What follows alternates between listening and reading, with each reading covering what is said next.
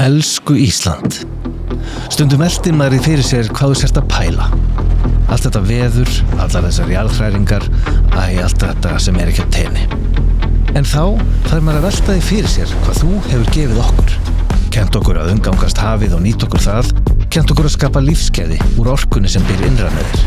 Kennt okkur þrautsigi. Og já, fóstrað sauðkindina.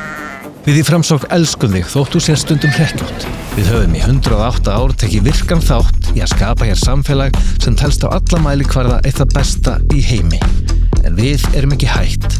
Við viljum skapa betri umgjörð auðlindirnar okkar, landið okkar, börnin okkar, minnka álögur á heimilin, en núna fyrst og fremst sigrast á verðbólgu og skapa réttlátara vaxtaumhverfi.